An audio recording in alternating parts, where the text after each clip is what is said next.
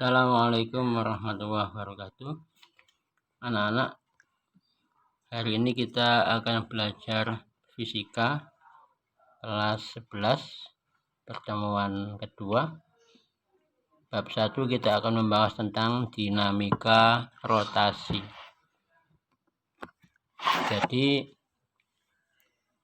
bab ini akan membahas tentang gerak rotasi, gerak melingkar, ya. Contohnya seperti pada gerak katrol, ya, gerak roda, gerak apalagi yang sifatnya melingkar. Nanti kamu sebutkan sendiri. Pada pertemuan ini kita akan membahas dua subbab. Subbab yang pertama yaitu kita akan bahas momen gaya atau tau, simbolnya T kecil, T agak bengkong, ya. Nanti kamu bisa lihat di kitabnya. Yang kedua kita membahas tentang momen couple, simbolnya M besar. Yang ketiga kita akan membahas momen inersia, simbolnya I besar.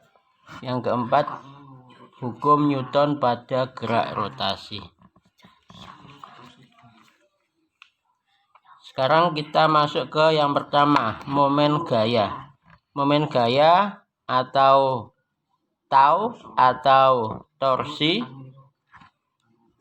atau torka atau rotasi adalah momen atau penyebab berputarnya suatu benda yang bergerak rotasi atau bergerak melingkar.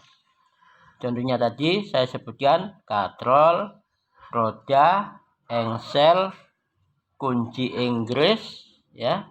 Tahu ya? Nanti ada gambarnya.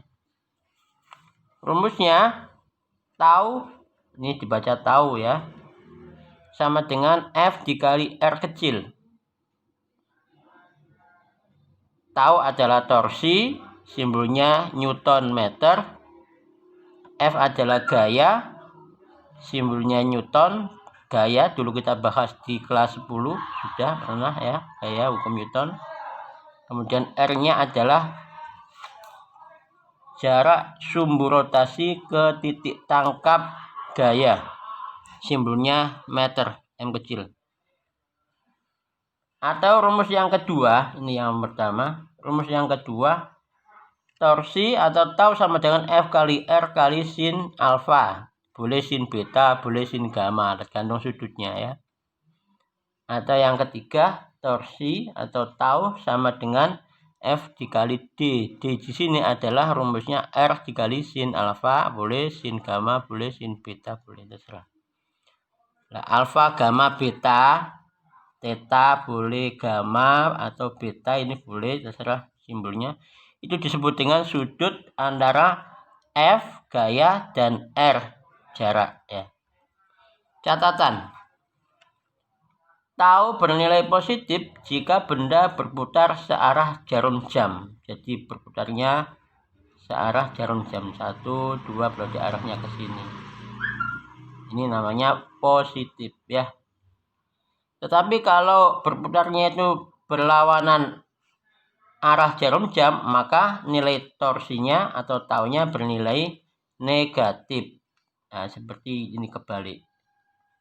Nah, ini, ya. Ini berarti berapa? Kalau ini 1, ini 12. Ini 1 berarti ini 11, ya, ke sini, ya. Kebalikannya. Kalau sudah jelas, saya lanjutkan ke materi inti.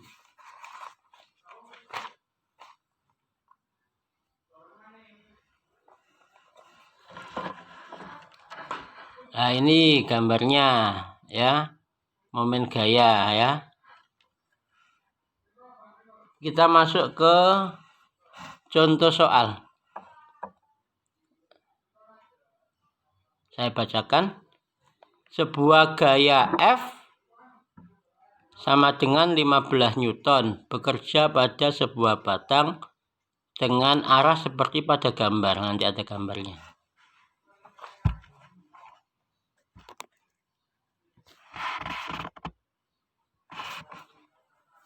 Tidak jelas ini.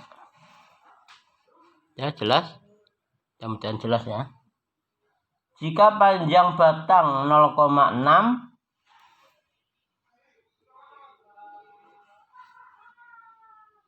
lebih jelas ya.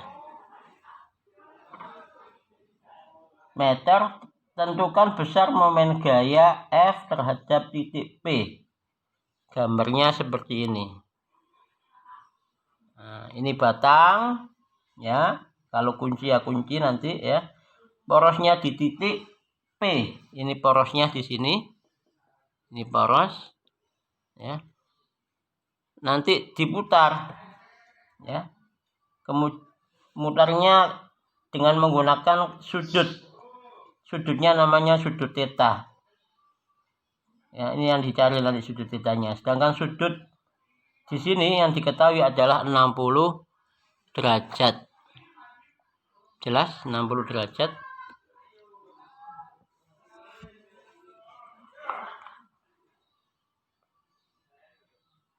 Nah, 60 derajat. Ini gambarnya ya. Nanti saya fotokan. Ya. Diketahui berarti nilai F-nya 15 Newton ya. R-nya 0,6. Sudut theta, ini theta bukan ki ya. Theta itu nilainya 180 karena total sudut segitiga itu 180. Kalau ini 60 maka kebalikannya ini 180 ya. Dikurangi 60 ya. Segitiga itu selalu begitu nanti. Sama nanti tanya ke guru matematika lebih tahu jelas ya. Sehingga nilai sudutnya 120 derajat. Yang ditanyakan, tentukan besar momen gaya F atau taunya ya di titik P pada gambar ini. Nah, ini di titik P. Sehingga pakai rumus tau sama dengan F dikali R sin theta. Karena ada sudutnya. Kalau tidak ada sudutnya, sin 90 kan 1, berarti tegak lurus, gak pakai sudut. Maka F kali R saja, rumus yang pertama yang dipakai. Sekarang kita masukkan nilai F-nya 15 Newton, R-nya 0,5 M, sin 120 dicari menggunakan kalkulator, ketemu setengah akar 3. Ya. Kalau sama nanti saya suruh hafalkan nanti ya. Ini namanya sudut istimewa atau sudut berelasi. Setelah dikalikan semua, ketemu 9 dikali setengah akar 3. Sama dengan 4,5.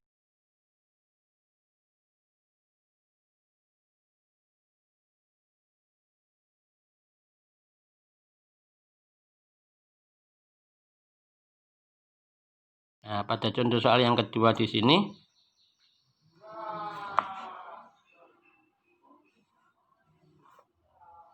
Jelas ya? Ya. Diketahui gaya F1, F2, F3, F4 bekerja pada batang ABCD seperti pada gambar berikut. Ya. F1-nya yang mana? Nah, ini F1. Ya. Ini F1. F2-nya di bawah. F3-nya di atas. F4-nya di titik D. Ya. Jadi batangnya batang A, B, C, D.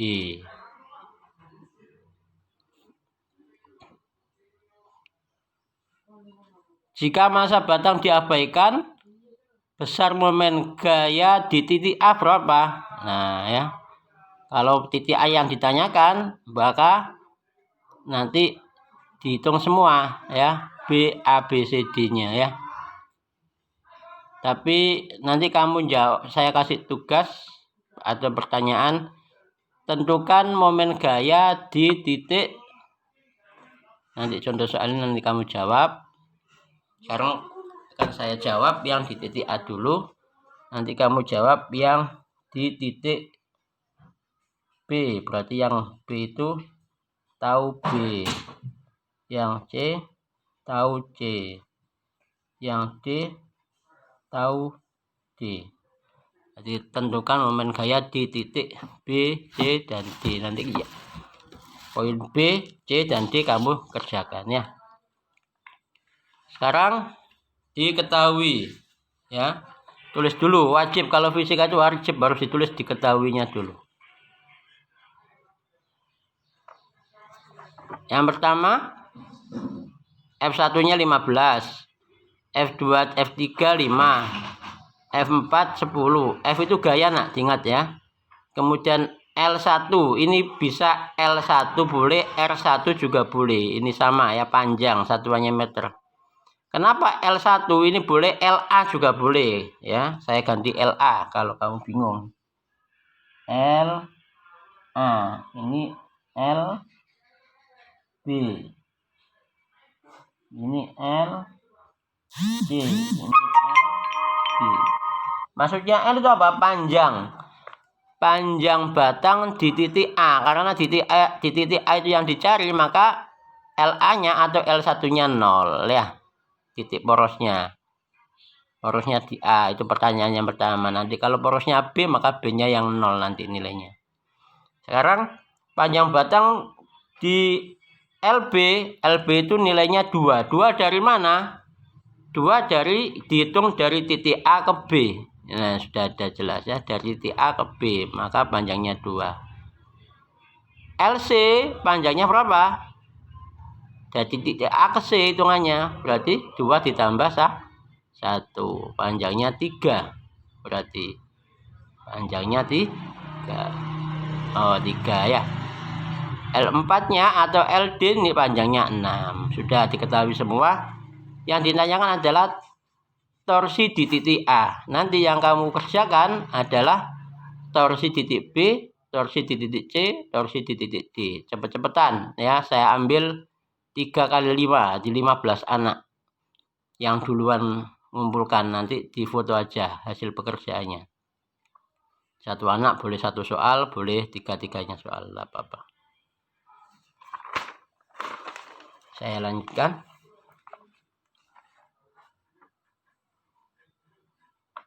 Nah, ini gambarnya juga perlu kalian pahami. Nah, ini gambarnya, nanti arahnya, nanti ada arahnya di situ. Jawab. Arah putaran gaya terhadap titik A dapat dilihat pada gambar berikut. Ingat ya, kalau yang searah jarum jam nilainya positif, yang berlawanan jarum jam nilainya negatif. Sekarang yang berlawanan itu adalah F berapa itu? F3 ya, atau titik C itu berlawanan ya. Berarti yang titik A itu searah, titik B searah, dan titik D searah jarum jam. Kalau sudah tahu gitu enak. Tinggal memasukkan saja momen gaya di titik A atau torsi A tahu A sama dengan TA atau T1 ditambah TB dikurangi TC atau T3 ditambah TD atau T4. Itu salah, itu T4 mestinya ya. T4. Nah, T4. Salah cetak. Ya. Setelah itu torsi tadi rumusnya adalah F kali R. Kalau torsi 1 ya F1 dikali R1. Di sini R-nya diganti L, sama saja sebenarnya ya. Jarak tuh satuannya meter. Torsi 2 ya F kali F2 kali L2. Torsi 3 F3 kali L3. Kenapa kok min? Karena berlawanan arah dengan jarum jam. F4 L4 F4 kali L4. Sehingga masukkan semua angkanya di sini seperti itu ya. Masukkan semua sehingga akhirnya ketemu berapa? Newton meter. Jadi momen gaya di titik A sebesar 55 Newton meter. Jadi seperti itu. Nah, nanti tugas kamu adalah mencari TB, TC, dan TD. Berapa nilainya?